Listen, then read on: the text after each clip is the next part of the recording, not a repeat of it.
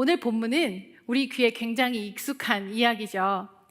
성경을 접하지 않은 분들도 기드온은 잘 몰라도 300이라는 숫자를 들으면 뭔가 소수 정예 요원, 뭔가 작은 힘으로 큰 능력을 발휘한 뭔가의 숫자의 심볼처럼 그렇게 많은 사람들이 생각을 합니다.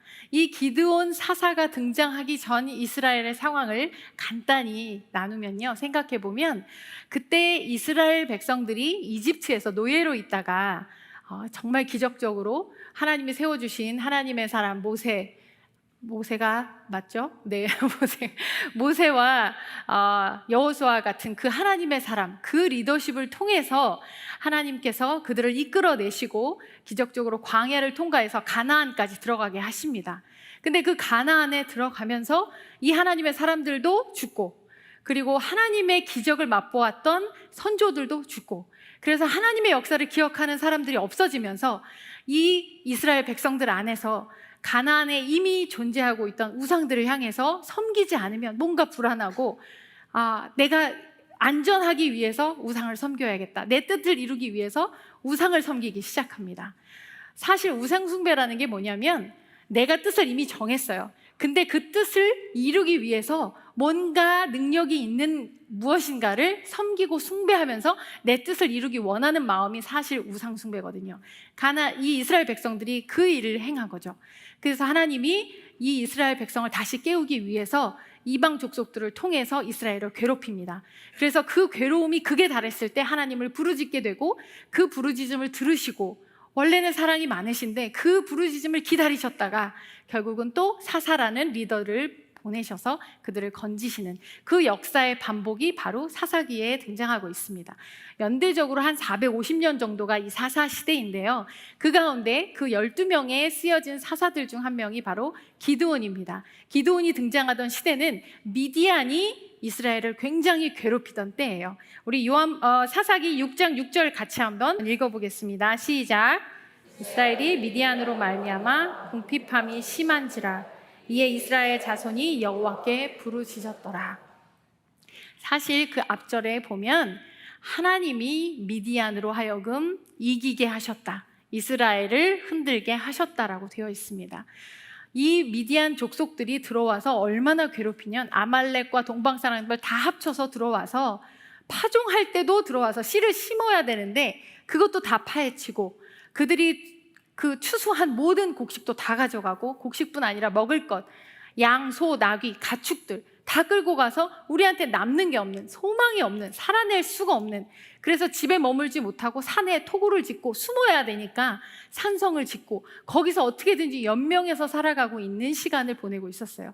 그것이 1년, 2년도 아니고 자그마치 7년을 그렇게 보내고 있었습니다. 어떻게 이런 일이 있을까? 정말 해도 너무한다라는 말이 나오는 그런 지경에 지금 놓여 있는 것입니다. 그때에 버티다가 드디어 하나님께 울부짖고 하나님을 찾기 시작합니다. 저희 이제 더 이상은 살 수가 없어요. 어떡해요? 라면서 울부짖는 그때에 그 스팟라이트이 기드온을 향하고 있습니다. 기드온은 그때 미디안에게 들키지 않고 싶어서 포도즙 틀에서 밀을 타작을 하고 있었어요.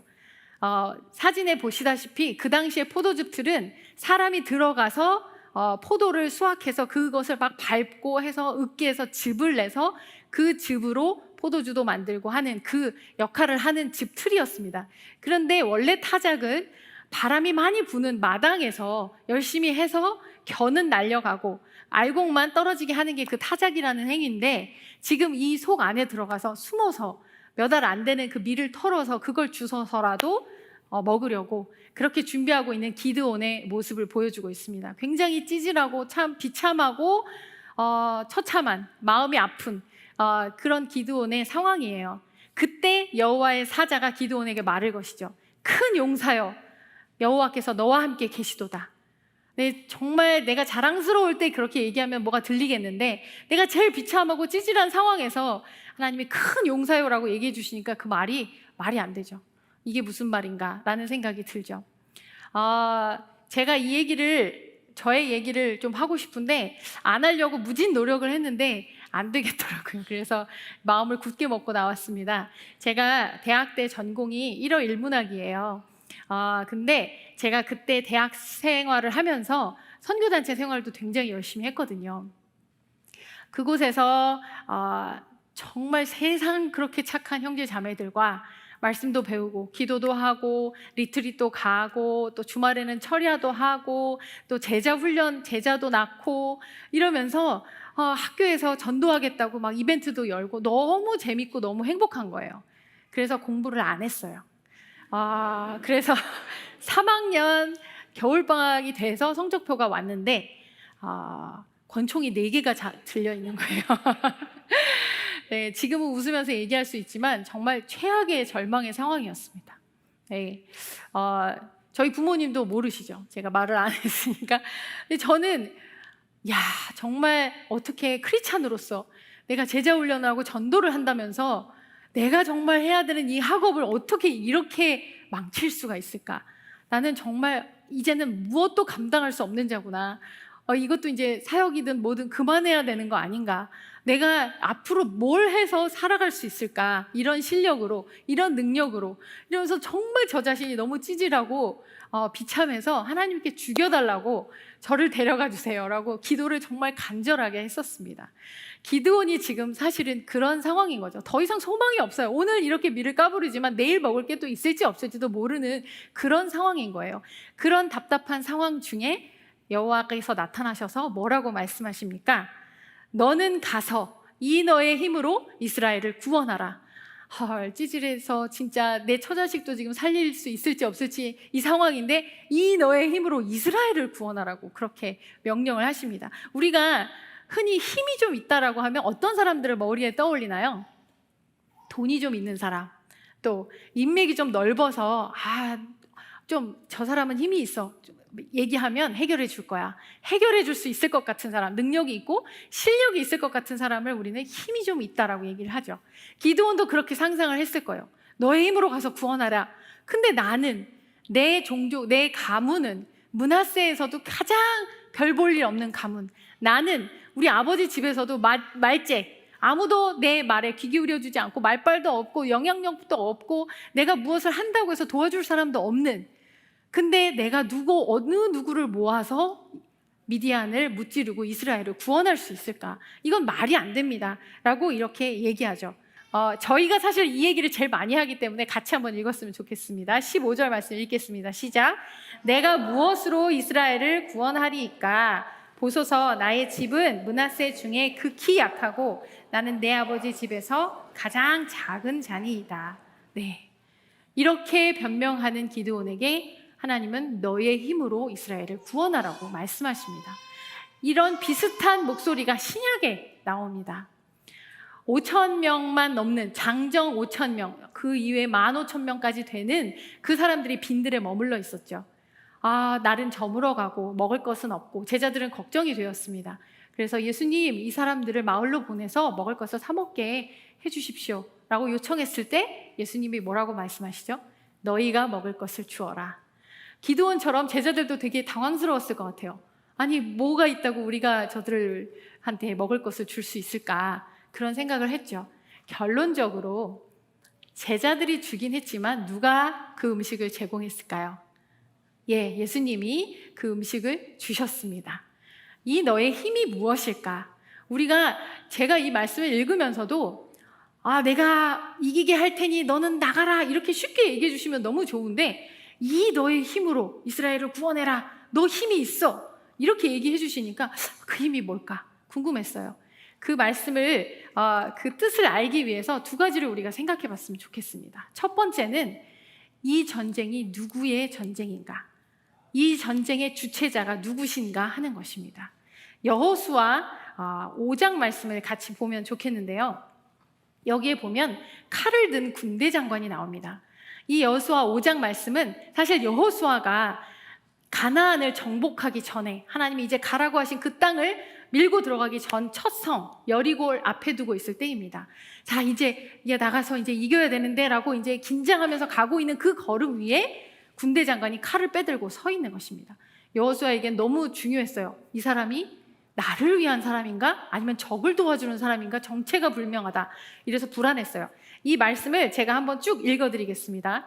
여호수아가 여리고에 가까이 이르렀을 때 눈을 들어 본즉 한 사람이 칼을 빼어 손에 들고 마주 서 있는지라. 여호수아가 나아가서 그에게 묻되 너는 우리를 위하느냐 우리의 적들을 위하느냐 하니 그가 이르되 아니라 나는 여호와의 군대 대장으로 지금 왔느니라 하는지라. 여호수아가 얼굴을 땅에 대고 엎드려 절하고 그에게 이르되 내 주여 종에게 무슨 말씀을 하려 하시나이까. 여호와의 군대 대장이 여호수아에게 이르되 네 발에서 신을 벗으라 네가 선 곳은 거룩하니라 하니 여호수아가 그대로 행하니라. 여기서 무엇을 보여주고 있나요? 여호수아는 이제 내가 이스라엘 백성들을 이끌고 가서 내가 싸워야 돼라고 이제 긴장하고 있는데 하나님이 나타나셔서 하시는 말씀은 이거 네 싸움 아니야.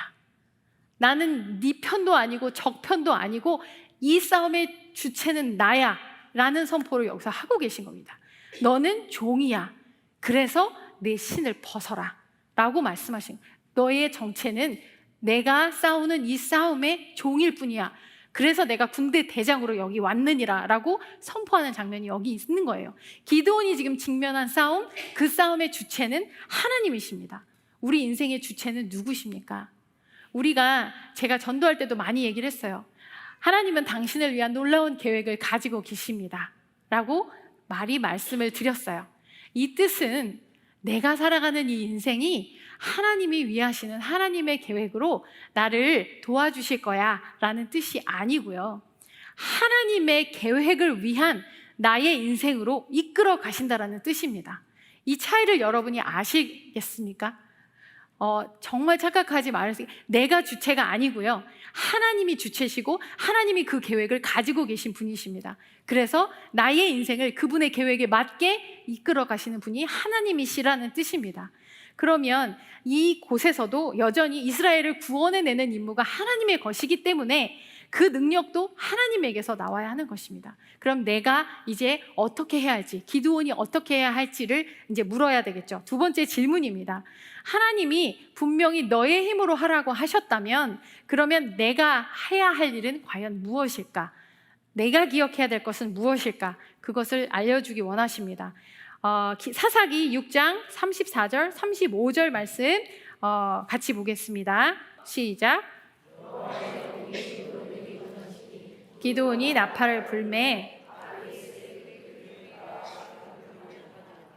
기드온이 또 사자들을 온 므낫세에 두루 보내매 그들도 모여서 그를 따르고 또 사자들을 아셀과 스불론과 납달리에 보내매 그 무리도 올라와 그를 영접하더라. 네, 이스라엘의 지파들을 향해서 사자를 보내죠. 아비에셀도 와라, 므낫세도 와라, 또 아셀과 스불론과 납달리도 와라. 사자들을 보내서 자, 우리 미디안을 치자. 내가 리드할 테니 가자.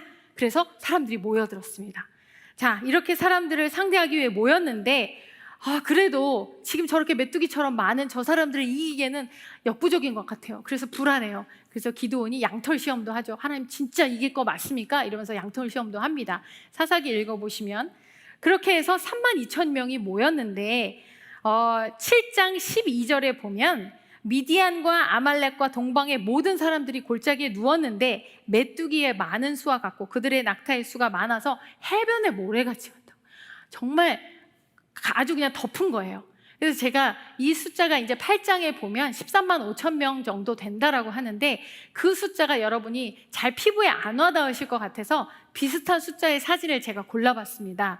여러분이 잘 아시겠지만 2002년 월드컵 때 광화문에 모였던 사람들의 숫자가 한 15만 명 정도 된다고 해요. 여러분이 사진에 지금 잘 나오는지 모르겠지만 보시다시피 사람이라고 보이지 않아요. 그죠? 메뚜기 같죠? 정말 모래알 같고 너무 사람이 많습니다. 너무 사람이 많은 그 사람들을 32,000명으로 상대한다? 진짜 이건 역부족인데? 라는 긴장감이 드는 이 시기에 기드온은 정말 기막힌 하나님의 음성을 듣죠. 너무 많아. 덜어내야 해. 라고 얘기하십니다. 7장 2절 말씀이 굉장히 중요한 말씀이거든요. 다 같이 한번 읽어보겠습니다. 시작. 너를 따르는 백성이 너무 많은즉 내가 그들의 손에 미디안 사람을 넘겨주지 아니하리니 이는 이스라엘이 나를 거슬러 스스로 자랑하기를 내 손이 나를 구원하였다 할까 함이니라. 이미 열세인데 너무 많다고요? 하나님이 이 영적 전쟁 가운데에도 가르쳐 주시고 싶은 원리가 하나 있습니다. 하나님은 승리 이전에 믿음을 가르쳐 주고 싶어 하십니다. trust. 네가 나를 얼마나 trust하는가. 우리가 경험한 승리가 하나님으로부터 자립하게 한다면 그것은 패배라는 결과보다 더 비참한 결과를 가져옵니다. 내가 가지고 있는 능력으로 그 일을 행할 수 있다고 생각하기 때문이에요. 주님을 우리가 막 깨우죠. 폭풍 속에 잠들어 있는 예수님을 깨우듯이, 아니 지금 예수님 지금 폭풍 부는 거 안 보이시냐고요. 우리가 깨웁니다. 예수님은 놀라지도 않고 당황하지도 않으십니다. 예수님, 이 영혼 구해야 돼요. 복음 전해야 돼요. 우린 급해요. 이거 예수님 원하시는 거 아니었어요? 막 급합니다. 근데 예수님은 전혀 급하지 않으세요. 정말 하시기 원하시는 것은 네가 나를 신뢰하니? 라는 질문을 더 원하시죠. 우리는 그것이 아닌 우리의 노력으로 승리하려고 하기 때문에 그것이 성공하고 나면 거봐요 예수님, 내가 이렇게 부지런히 내 능력으로 이렇게 하기 때문에 이렇게 됐잖아요. 거보세요. 우리가 때로는 내가 이 경험이 있어서, 내가 이 능력이 있어서 하나님이 나를 여기에 부르셨구나 라고 생각할 때가 있습니다. 100% 착각입니다. 하나님은 절대 그렇게 일하시는 분이 아니십니다. 하나님이 쓰시기에 너무 작은 사람은 없습니다. 그런데 하나님이 쓰시기 힘든 너무 큰 사람들은 많습니다. 우리가 많이 거꾸로 생각을 해요. 우리가 능력이 작아서, 내가 부족해서, 연약해서 하나님께 쓰임받을 수 없다, 하나님의 영광을 드러낼 수 없다라고 생각을 하시죠. 아닙니다. 우리가 너무 커서 내 능력과 내 힘으로 하느라고 하나님의 파워를 드러낼 기회를 모두 잃어버립니다. 그래서 우리 때문에 하나님의 영광이 드러나지 않습니다. 우리가 작으면 작을수록 하나님의 영광은 더 크게 드러나십니다. 그래서 우리가 함께 공동체를 이루어 가면서도 저 사람은 이런 경험이 있으니까, 저 사람은 저런 능력이 있으니까 우리에게 더 큰 도움이 될 거야 라고 우리는 계산을 하죠. 그렇지만 하나님은 절대 그렇게 일을 하지 않으시는 분이십니다. 내가 얼마나 하나님 앞에 낮아져서 하나님께 부르짖는가. 왜냐하면 우리의 기도는 우리가 대안이 없을 때 절박합니다. 우리가 대안이 있으면 기도는 하죠. 근데 기도를 마치고 정확하게 일어나서 자 이제 어떻게 할까? 내가 아는 사람한테 기도를 해서 도움을 요청할까? 이 일을 할 수 있는 이 내 경험이 있으니까 이걸 가지고 이렇게 하면 되겠지? 라고 나의 생각으로 운행을 해가죠. 그런데 하나님은 너무 우리를 잘 알고 계세요. 대안이 없을 때, 아무것도 잡을 게 없을 때 우리가 진짜 기도가 그때부터 나온다는 것을 하나님 알고 계세요. 그래서 하나님은 덜어내시기 시작하십니다. 기드온에게도 그렇게 덜어내시죠. 너무 많아, 두려움이 있는 자들은 다 돌아가게 보내버려라 라고 하시죠. 그래서 32,000명 중에 22,000명은 집으로 다시 돌아갑니다. 10,000명만 남았습니다. 와, 13대 1 정도 되네. 4대 1이었는데 13대 1, 오케이. 근데 13대 1을 네가 감당할 수 있을까? 라고 생각하는 그 상황에서 하나님은 아니, 아직도 많아. 그렇게 얘기하시죠. 그래서 이제는 다음 테스트, 시냇가에 가서 물을 마시게 하고 그 가운데에서 300명만을 추리십니다. 그렇게 300명을 추리고 났을 때 이 숫자는 450대 1이에요. 450대 1은 그냥 아예 계산이 안 되는 숫자예요. 이거는 해보나 마나한 숫자다. 이건 하나님이 아니시면 도저히 불가능한 숫자다. 그렇게 만드시죠. 그리고 나서 이제 하나님께서 나팔과 빈 항아리 그리고 횃불을 가지고 이 13만 5천 명의 사람들을 정복하게 하십니다. 아까 그 사진도 보셨지만 300명이 그 사람들을 다 둘러싸기도 사실 좀 힘들 것 같아요. 그런 상황에서 하나님의 말도 안 되는, 우리의 계산으로는 그건 무기가 될 수 없어, 그걸로는 이길 수 없어라고 하는 그 무기를 사용해서 하나님은 일하시는 분이십니다. 성경에 많은 그런 예들이 나오잖아요. 이스라엘을 따라오던 애국 군대를 어지럽힌 분도 하나님이십니다. 다윗의 물맷돌이 골리앗의 이마에 정통으로 박히게 하신 분도 하나님이십니다. 엘리야가 그 갈멜산에서 불이 내리게 할 때에도 바짝 마른 나무가 아니었잖아요. 물을 몇 바가지를 갖다가 부은, 물이 철렁철렁 강처럼 흐르는 그곳에 하나님이 불을 지피시는 분이십니다. 여리고성도 그렇게 이겼습니다. 하나님이 행하시는 일을 보면 우리의 이성과 우리의 계산으로 되겠다라고 하는 일은 절대로 안 하시는 분이세요. 안 되겠다 하는 분을 일을 행하시는 분이 하나님이십니다. 결국 이 너의 힘은 하나님의 힘이었습니다. 왜냐하면 내가 너와 함께 하기 때문에 그걸 너에게 경험시켜 주고 싶다. 너의 힘은 나에게서 나오는 힘이다. 너는 나에게 붙어 있으라 하십니다. 300명만 남겨두셨을 때도 하나님은 당황하지 않으셨죠. 하나님만의 계획이 있으셨습니다. 그래서 우리가 해야 할 일은 단지 그분이 이끄시는 대로 순종하고 거기에 드려지는 것, 그것이 우리가 해야 하는 일입니다. 그래서 하나님이 계속 덜어내실 때 하나님이 이 정도는 내가 해야 돼요. 그런데도 또 덜어내시고 또 덜어내시고 그럴 때마다 아프죠. 아프지만 하나님이 그 시간을 그저 견뎌야 돼 라고 지나가는 시간이 아니라 나를 완성시켜가는 시간으로 만드실 하나님을 신뢰하시기 바랍니다. 창세기에 노아의 방주가 있습니다. 그 방주가 히브리 말로 테바라고 되어 있어요. 테바는 성경에 나오는 여러 배들이 있는데 그 배들은 오니아나 스피나라는 단어로 배를 표현하고 있는데 이 노아의 방주는 테바라고 표현을 하고 있어요. 배라기보다는 약간 상자에 가까운 모형을 가진 것을 테바라고 합니다. 이 방주가 일반 배와 다른 점이 있죠. 무엇이 다를까요? 네, 키가 없어요. 방향을 조절하는 키가 없습니다. 키도 없고 바람을 타고 속도를 낼 수 있는 노나 돛이 없어요. 돛. 네, 그 모든 것이 없는 그냥 떠 있는 배예요. 어떻게 해야 되죠? 하나님이 그냥 흐르게 하시는 대로 가는 역할을 할 수밖에 없는 것이 바로 노아의 방주입니다. 그런데 그 테바라는 단어가 성경에 한 번 더 나와 있어요. 어디에 나와 있을까요? 네, 상자, 갈대 상자. 네, 모세가 타 있던 갈대 상자에 그 갈대 상자도 테바라고 쓰여 있습니다.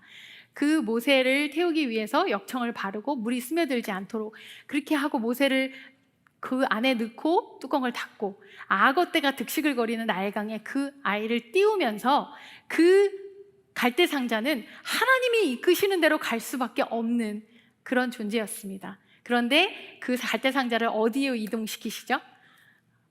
그 바로의 딸의 눈에 들게 하십니다. 그래서 그 모세의 엄마 요게벳은 돈을 받고 자기 친아들의 젖을 먹이는 놀라운 하나님의 계획 속에 경험을 하게 됩니다. 아무도 생각하지 못했던 계획이죠. 우리의 인생 속에는 노도, 돛도, 키도 없을 수 있습니다. 아니, 없어야 합니다. 하나님의 인도에 가시니까요. 하나님이 그 가운데에서 내가 바로 너의 힘이다. 지금 노젓느라고 너무 힘드신 분 혹시 계십니까? 바람이 불지 않아서 돛에다가 바람을 일으키려고 입김으로 후후 불면서 빨리 가야 되는데, 빨리 저기로 나아가야 되는데 하시는 분 없으신가요? 하나님이 그 모든 것을 쥐고 계십니다. 그리고 하나님, 저 노도 없고요, 돛도 없고 키도 없습니다. 주님께 나아갑니다 하는 그들을 하나님은 가장 기쁘게 사용하시고 동행하여 주시고 내가 너의 힘이 되어 주겠다라고 말씀하십니다. 제가 죽여주십사, 저 너무 비참하고 저 같은 자는 제가 어디에 쓸모가 있겠습니까 도대체. 그렇게 기도하면서 죽여주십사 기도한 그날 밤에 정말로 몸이 아프기 시작했습니다. 저는 너무 기뻤어요. 드디어 주님께 가겠구나. 그러면서 병원에 갔고 입원을 했습니다. 그리고 꼬박 일주일을 병명도 이유도 알 수 없는 열병에 시달리게 되었어요. 그 일주일 동안 하나님은 죽고 싶었던 저에게 살아야 할 이유를 가르쳐 주셨고요. 그리고 맏딸을 향해서 기대를 가지고 계시던 저희 부모님에게는 이 딸 주님이 마음대로 쓰십시오라고 포기하게 하셨습니다. 그리고 그 이후에 일주일이 지나고 아무 약도 없이 그냥 나아버렸어요. 그리고 권총 4개를 찾던 저를 그해 여름에 일본으로 단기 선교를 보내셔서 통역으로 섬기게 하셨습니다. 그리고 캠퍼스에서 복음을 전하는 삶이 가장 행복한 삶인 것을 발견하게 하셨어요. 그때는 절망뿐이었지만 하나님이 나의 바다가 안에서 내가 어떤 존재인지를 보게 하셨고 이제 내가 일할게. 네 능력과 네 실력과 네 지혜로 할 수 없어 라는 것을 철저하게 가르쳐 주시면서 하나님이 행하실 일들을 보여주셨습니다. 적어도 저의 인생 속에서는 다른 분들 다 각자 하나님이 부르신 인생을 살고 있죠. 저도 하나님이 부르신 인생 속에서 복음을 전하는 삶보다 더 행복한 삶을 아직까지는 발견하지 못했습니다. 그래서 기쁨과 행복 가운데 저는 이 삶을 살고 있습니다. 지금껏 하나님이 이끄시는 이 삶에서 내가 이끄느라고 내가 하나님께 영광을 돌려보겠다고 애쓰다가 수고하고 낭망되고 지쳐있는 분이 있으시다면 오늘 하나님의 초청에 손을 내미시고 그 손 잡으시기를 축복합니다.